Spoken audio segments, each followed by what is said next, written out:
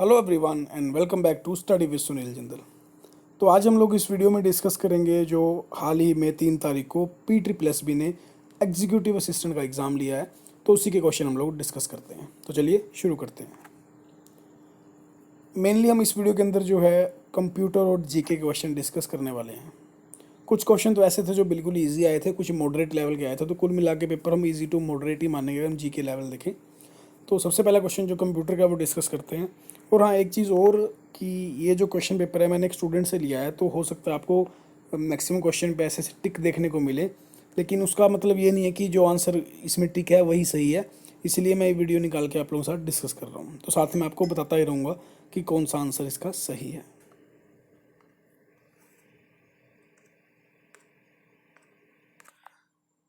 पहला क्वेश्चन है, which of the following is not a function of the database. तो जो डाटाबेस के बारे में क्वेश्चन पूछा गया है कि इनमें से कौन सा फंक्शन नहीं है। सबसे पहले managing data, stored data.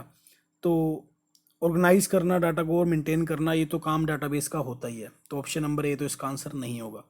Second thing, manipulating data. Manipulating का मतलब ये होता है कि जो डेटा बना हुआ है उसके अंदर हम लोग कुछ चेंजेस कर सकते हैं, कुछ नई चीज़ इंसर्ट कर सकते हैं, कुछ अपडेट कर सकते हैं, कुछ बना हुआ है उसको डिलीट कर सकते हैं। तो ये सब चीज़ें होती हैं, तो बिल्कुल डाटाबेस जो है इसको मैनिपुलेशन डाटा का फंक्शन भी देता है। Third one is security for stored data. Database क्या है, एक मैकेनिज्म प्रोवाइड करता है उसके एसेस कंट्रोल के लिए, इंक्रिप्शन के लिए। तो इस तरह से जो सिक्योरिटी पर्पस के लिए भी डाटाबेस जो है वो स्टोर, मतलब जो डाटा स्टोर है उसको सिक्योर भी करता है। रही बात ऑप्शन नंबर डी की, एनालाइजिंग कोड। तो जो एनालाइजिंग कोड होता है ना, वो एक तरह से आप ये लगा लो कि प्रोग्रामर या सॉफ्टवेयर डेवलपमेंट के रिलेटेड जो फंक्शन होता है, यानी कि डाटा बेसिस का लेना देना नहीं है। तो जो option number A B C हैं वो तो डाटाबेस से जुड़े हुए हैं, लेकिन क्वेश्चन में पूछा गया कि नॉट ए फंक्शन, तो इसका आंसर हो जाएगा option number D, analysing code, जो कि एक प्रोग्रामिंग साइट के लिए काम करता है। बेसिकली मैं आपको मोटा मोटा एक चीज़ समझा देता हूँ। जैसे कि कोई वेबसाइट बन रही है, तो उसके बैकएंड पे जो काम हो रहा है, उसका डाटा जो स्टोर हो रहा है वो DBMS के अंदर हो रहा है, यानी कि डाटाबेस के अंदर हो रहा है, स्टोर जो हो रहा है, ठीक है। और एक जो प्रोग्रामर है वो काम कर रहा है उस साइट के ऊपर। तो जितने भी चेंजेस करता जाएगा, डाटा स्टोर करता जाएगा, वो डाटाबेस में आता जाएगा। और जो वो जितने भी कोड लगा रहा है ना, उसी कोड के मुताबिक जो है काम हो रहा है। तो ये डाटाबेस से हेल्प जरूर करता है, लेकिन उसका फंक्शन नहीं है। Next one is a, which of this is a cloud computing system.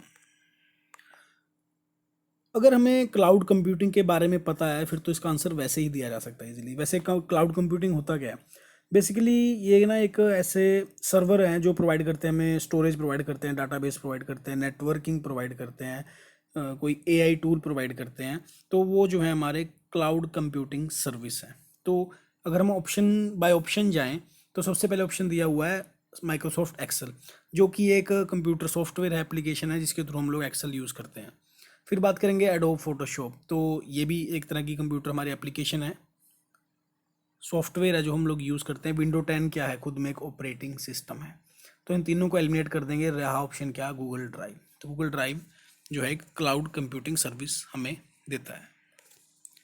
Next one is text and graphics that have been cut or copied are store in the area called. देखो, जब भी हम लोग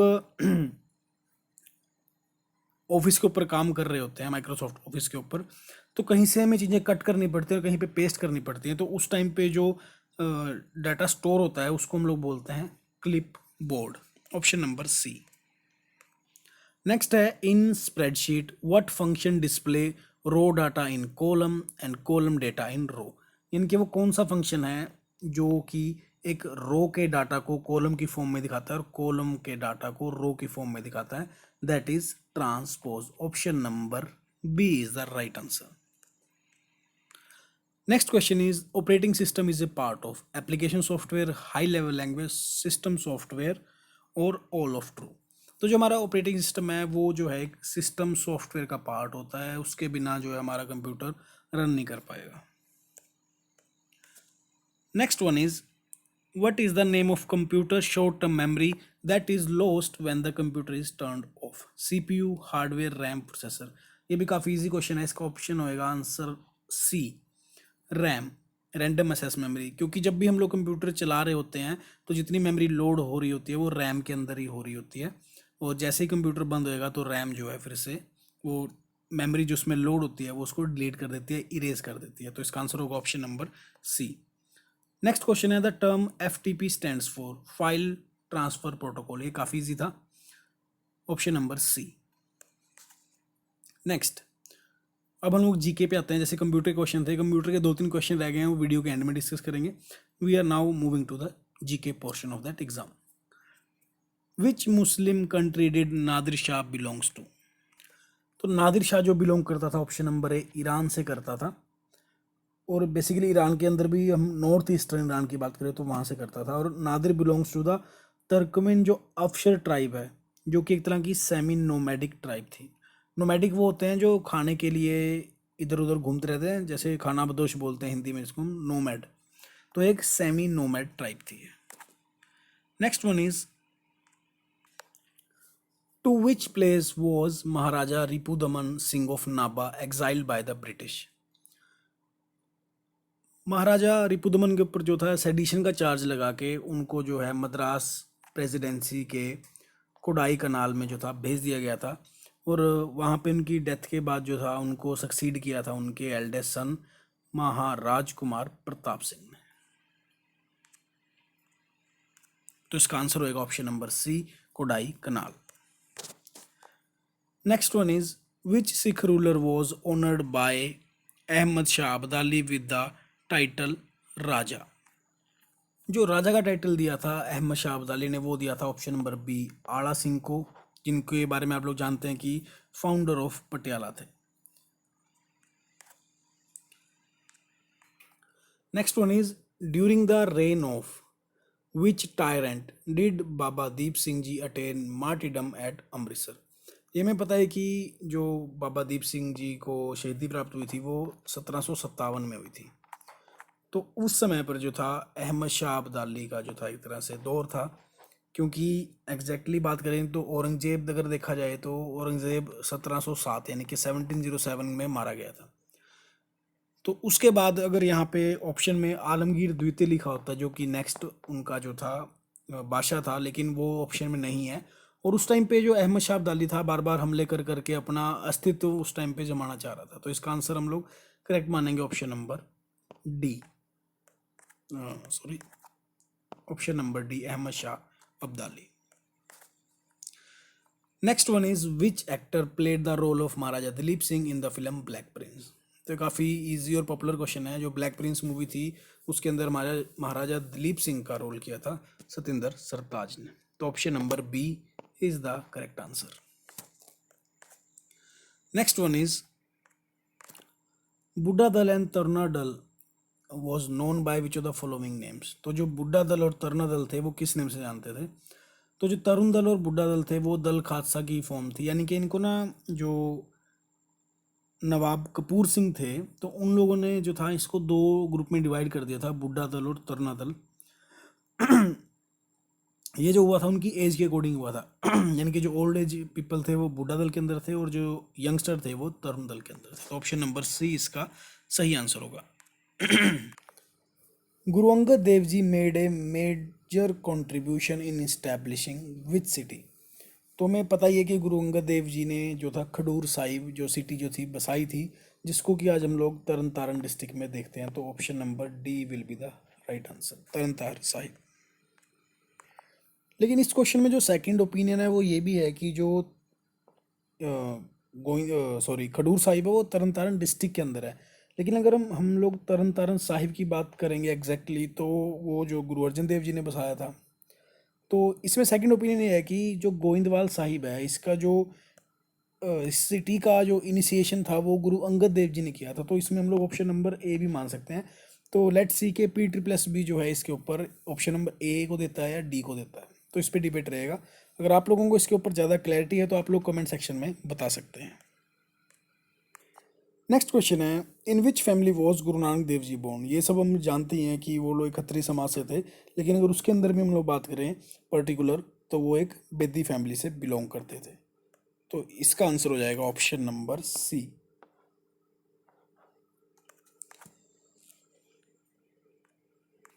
तो next question है वो काफ़ी easy है कि जो कौन से गुरु थे जिन्होंने जो वेडिंग परफॉर्म करते हैं सिखिज़्म, उस समय पे जो रिसीट बोली जाती है, एक तरह से हम बोल सकते हैं कि जो आनंद कारज के टाइम पे जो दोहे हाइम्स जो गाए जाते हैं, उनको जो है गुरु रामदास जी ने जो था क्रिएट किया था। Next one is Guru Arjan Dev ji was martyred during the reign of which Mughal empire. ये भी काफ़ी इजी क्वेश्चन है भाई, option number B Jahangir. Question number 33 है भाई जता जी is mainly associated with which Guru Sahib.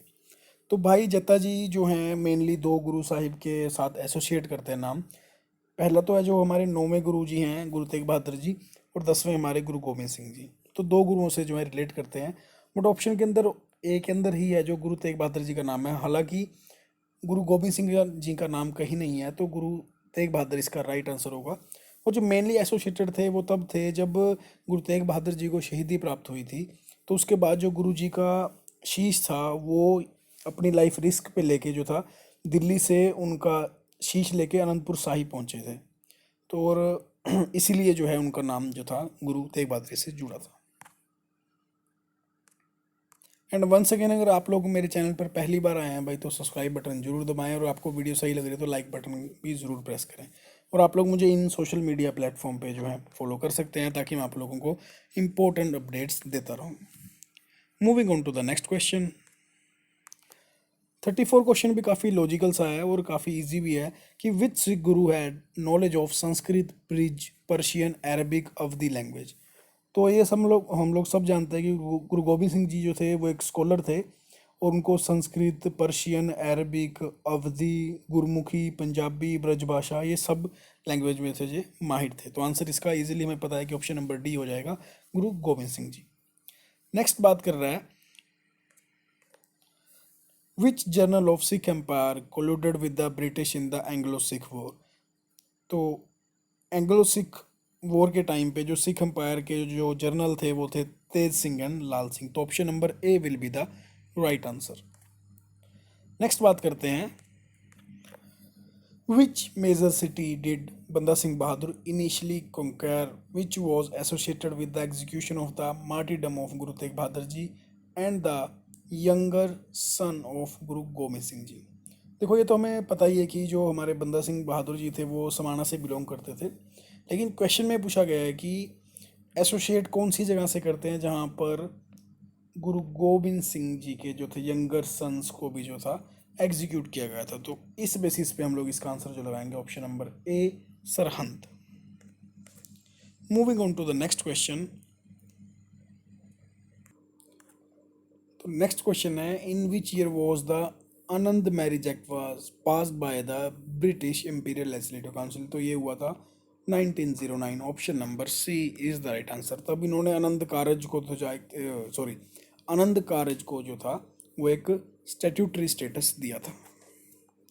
Next one is which of the following religious reform movement that followed Maharaja Ranjit Singh was not associated with Sikhs. ये भी काफ़ी इजी क्वेश्चन था, जो कि क्वेश्चन देख के ही पता लग रहा है कि पूछ रहा है कि जो सिख समाज से जो है रिलेट नहीं करता है। तो option number D. Next one is who among the following did not contribute to the establishment of Punjab National Bank. तो जो पंजाब नेशनल बैंक इस्टेब्लिश हुआ था वो 1894 में हुआ था। ये मैं पता ही है कि वो लाला लाजपत राय ने जो था इस्टेब्लिश किया था। पर क्वेश्चन देखने वाली बात यह है कि इन्होंने पूछा कि डिड नॉट कंट्रीब्यूट। तो जब भी कोई नया इंस्टीट्यूशन इस्टेब्लिश होता है वो सिर्फ एक इंसान के, तो मेन फाउंडर तो चलो माना ही जाता है कि एक है, लेकिन उनके साथ में जो है एक पूरी टीम काम कर रही होती है। तो इसी क्वेश्चन में भी यही पूछा गया है कि इनमें से किसने कंट्रीब्यूट नहीं किया। तो दयाल सिंह मजीठिया जी ने भी कंट्रीब्यूट किया था, राय मूलराज ने भी किया था, और लाला लाजपत राय जी ने किया था। जो हमारे भाई वीर सिंह हैं वो जो इसका आंसर रहेंगे जिन्होंने कंट्रीब्यूट नहीं किया था पंजाब नेशनल बैंक के अंदर। Option number C will be the right answer. Next बात करते हैं हम लोग who has been awarded the Sahitya academy award for the Punjabi poem Kaune Das सूरज इन 2018। ये थोड़ा क्वेश्चन टफ माना जाएगा, क्योंकि अगर लेटेस्ट पूछते तो वो अलग चीज़ थी, वो करंट अफेयर क्वेश्चन बनता, बट इन लोगों ने 2018 का पूछा है। तो जो 2018 के अंदर कौने दा सूरज सीगा वो था डॉक्टर मोहनजीत जी का। तो आंसर होगा इसका ऑप्शन नंबर बी। अगर हम लेटेस्ट बात करें अभी 2024 के अंदर साहित्य अकेडमी अवार्ड जो पंजाबी लैंग्वेज के अंदर मिला है वो मिला है पॉल कौर जी को, जिन्होंने जो लिखा है पोइट्री है इनकी, सुन गुणवंता सुन बुद्धिवंता। तो वो तो ज़्यादा करंट अफेयर है क्वेश्चन, लेकिन उन्होंने पूछा ही 2018 का है, तो it might be quite tough. तो ऑप्शन है इसका option number B, doctor Mohanjeet. Next one is, in which region of Punjab did the मर्दा दा गिद्दा बिकम मोस्ट पॉपुलर। तो मर्दा दा गिद्दा जो है वो मलवई जो है गिद्दा है, जिसको कि बाबियां दा गिद्दा भी बोला जाता है। तो ऑप्शन नंबर ए जो है वो मालवा रीजन आंसर होगा इसका। Moving on to the next question. तो जो लोहड़ी फेस्टिवल होता है हमें पता है जनवरी के अंदर आता है, लेकिन इन्होंने पूछा हुआ है देसी मंथ के दौरान, तो ये होएगा option number C, Magh. Next question is, which of the following site of Indus Valley civilization is not in the present day India. यानी कि जो इंडस वैली की जितनी भी साइट्स मिली थी उनमें से कौन सी जो है वो प्रेजेंट इंडिया के अंदर मौजूद नहीं है। तो जो राखीगढ़ी, रंगपुर, आलमगीरपुर, ये तीनों साइट्स जो हैं अभी प्रेजेंट डे इंडिया के अंदर भी हैं, लेकिन जो मोहनजोदारो है वो जो है अब एट प्रेजेंट जो है पाकिस्तान के अंदर है, जो कि सबसे मेजर सिटी थी इंडस वैली सिविलाइजेशन की। तो ऑप्शन रहेगा ए, मोहनजोदारो। नेक्स्ट, हाउ मैनी तीर्थंकर आर देयर इन जैनिज्म। तो ये हमें पता ही है कि जो जैनिज्म है उसके अंदर जो है अब तक 24 तीर्थंकर जो हैं हुए हैं। ऑप्शन नंबर सी।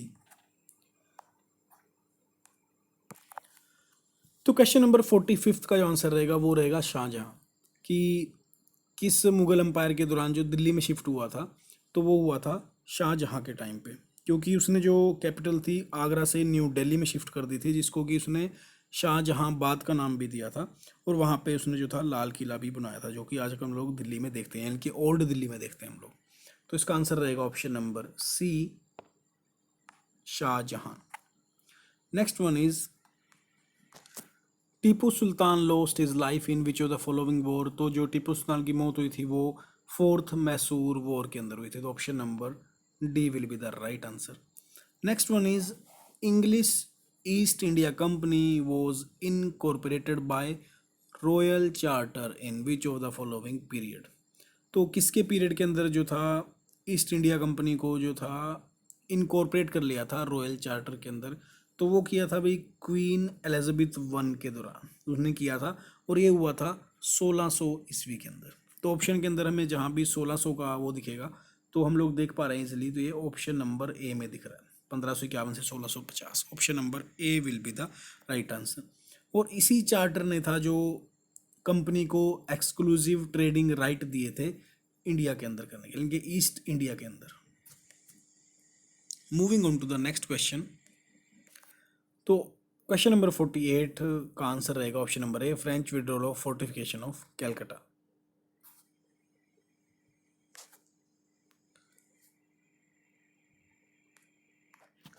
फोर्टी नाइन्थ क्वेश्चन है, credit of establishing postal department goes to the which of the following British governor general.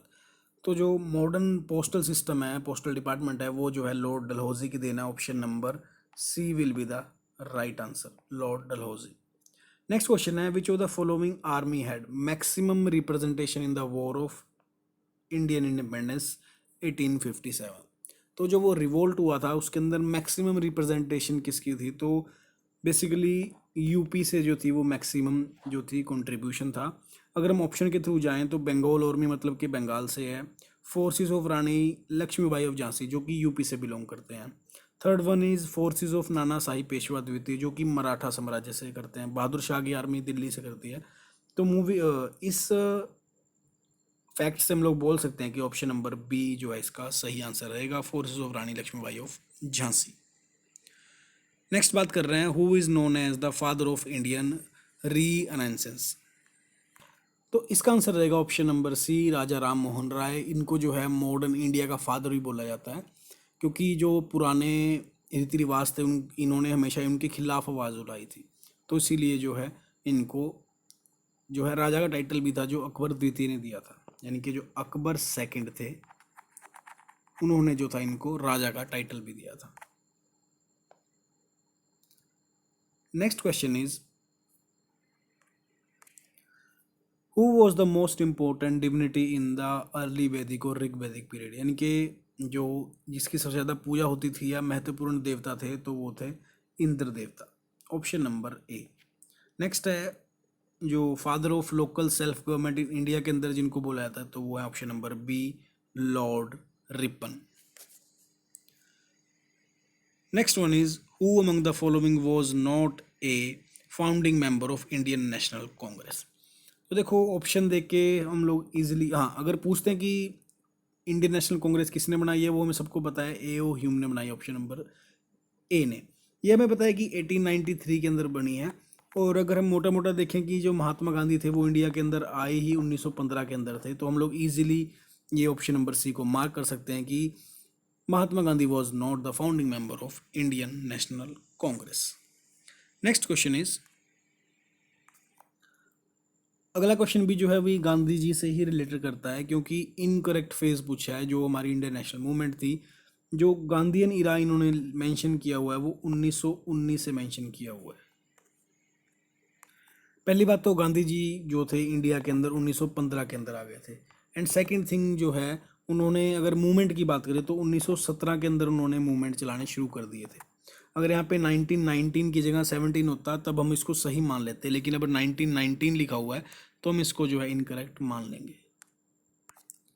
तो नेक्स्ट वन है when was the partition of Bengal. ये हमें पता ही है, काफ़ी इजी क्वेश्चन है कि जो पार्टीशन ऑफ बंगाल था वो 1905 में किया था, लॉर्ड कर्जन ने किया था। Next one is when was the home rule movement was started by बाल गंगाधर तिलक एंड एनी बेसंत। ये भी काफ़ी इजी क्वेश्चन था, जो कि हमें पता, ऑप्शन नंबर सी 1916 के अंदर जो ये हुआ था। नेक्स्ट वन है which of the following revolutionary organization were formed in the territory of British India. यानी कि ऐसी कौन सी रेवोल्यूशनरी ऑर्गेनाइजेशन थी जो कि ब्रिटिश इंडिया के अंदर, जो कि इंडियन टेरिटरी के अंदर ही बनाई गई थी।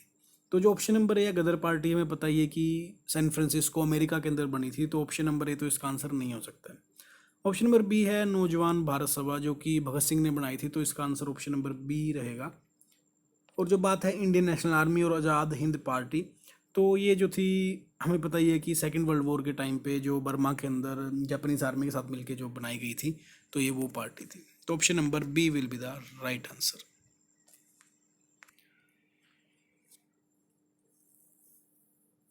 नेक्स्ट क्वेश्चन के अंदर जो आंसर रहेगा ऑप्शन नंबर ए रहेगा, June 1947 when was the Mountbatten plan unveiled. इसको जो है 3 जून प्लान भी बोलते हैं, और इसी प्लान के तहत जो था भारत के 2 टुकड़े कर दिए गए थे, इंडिया और पाकिस्तान के। तो अगस्त के अंदर तो ये हो ही गया था, लेकिन जो अनवील्ड कब हुआ था, ये जून के अंदर हुआ था। नेक्स्ट है who was the last emperor of Mauryan dynasty. तो मौर्यन डायनेस्टी के जो लास्ट रूलर थे वो कौन थे, तो वो थे भाई बृहद्रथ थे। और जो ऑप्शन नंबर सी है पुष्पमित्रा सुंग, इन्हीं ने इसकी डेथ करके जो था सुंग जो डायनेस्टी थी उसकी स्थापना की थी। How much time sunlight takes to reach at its closest point on the earth. Simple सी बात है कि ये पूछ रहा है कि जो सनलाइट है वो अर्थ पे कितनी देर में पहुंचती है, तो वो अप्रोक्सीमेटली जो है 500 सेकंड के अंदर बात पहुंचती है। तो 500 सेकंड के अंदर हम लोग जो आंसर इजीली जो लगा सकते हैं हम लोग, option number C approximately 8 minutes. Next one is, next question है और ये काफ़ी ट्रिकी क्वेश्चन है जिसको हम देखेंगे।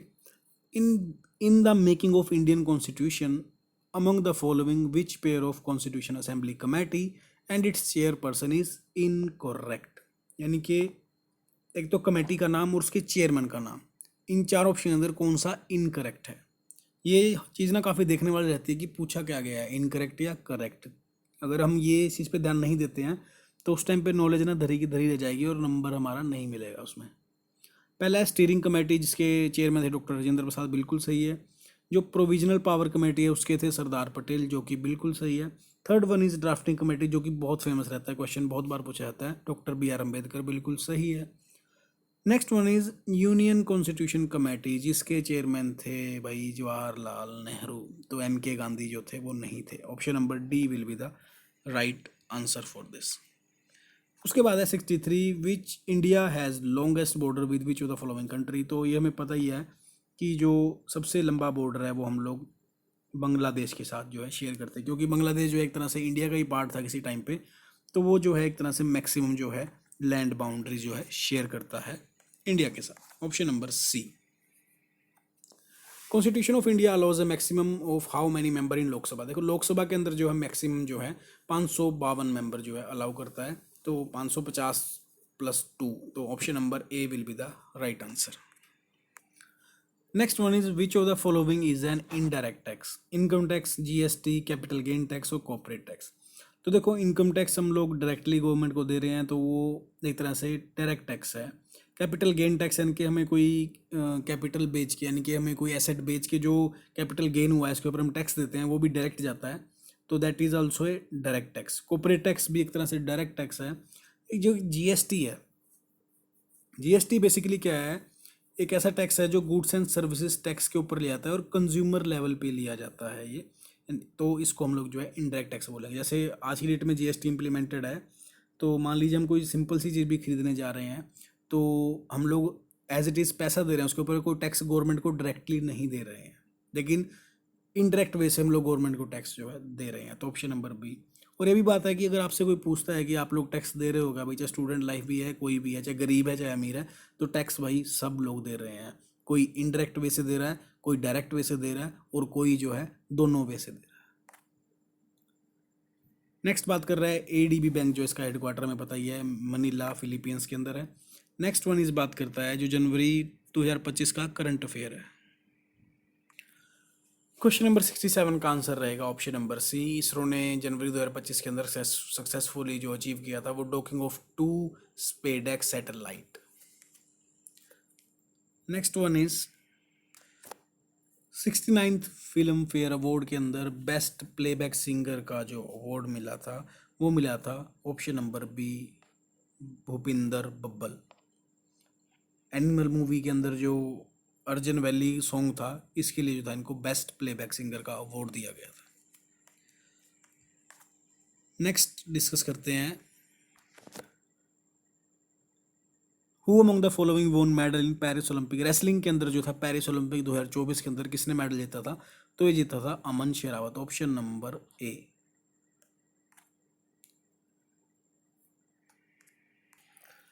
दो 2024 के अंदर जो जननपीठ अवार्ड है उर्दू लिटरेचर के अंदर वो किसको मिला, तो 2024 के अंदर जो मिला है ये मिला है गुलजार जी को। हमें पता है कि ये उर्दू के बहुत अच्छे लिरिसिस्ट पोइट हैं, लेकिन ऑप्शन में गुलजार नहीं है।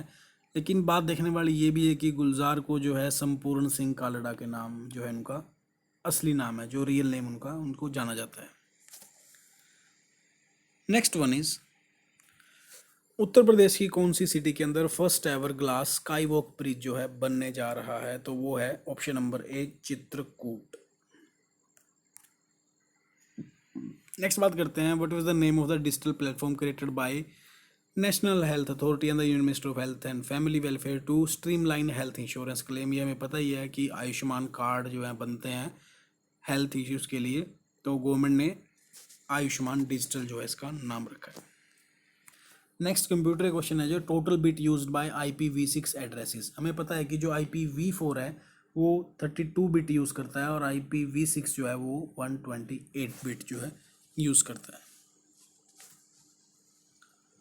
Next one is which of the following is true about micro processor. It has an internal memory, it has interfacing circuit, it contain ALU CLU and register, it has a flash technology.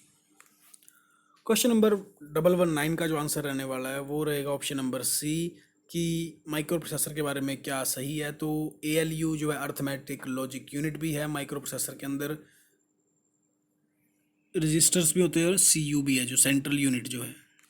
तो एक micro processor के अंदर registers भी हो गए, arithmetic logic unit जिसको ALU बोलते हैं, और साथ में जो कंट्रोल यूनिट जिसको हम CU बोलते हैं। तो ये जो रहने वाला है true, option number C. Next one is which of the following is use to read and HTML page and render it. तो जो HTML पेज को यूज़ करता है और रेंडर करता है, तो भाई वो हमारा वेब ब्राउज़र है। वेब ब्राउज़र जैसे कि हम लोग ओपेरा यूज़ कर रहे हैं, क्रोम यूज़ कर रहे हैं, फायरफॉक्स यूज़ कर रहे हैं, सफारी यूज़ कर रहे हैं, ये जो सारे जो हैं एक तरह से वेब ब्राउज़र हैं। यानी कि जो भी हमें इंटरनेट एक्सेस दे रहे हैं तो वो रहेगा वेब ब्राउज़र, ऑप्शन नंबर सी।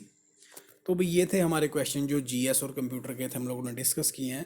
अगर आप लोगों को किसी क्वेश्चन के आंसर में कोई डाउट है तो आप लोग कमेंट सेक्शन के अंदर लिख सकते हैं, और आपको लगता है कि इन केस मैंने कोई गलत जवाब भी दिया है तो आप तब भी कमेंट सेक्शन के अंदर लिख सकते हैं। Then we will discuss about that question.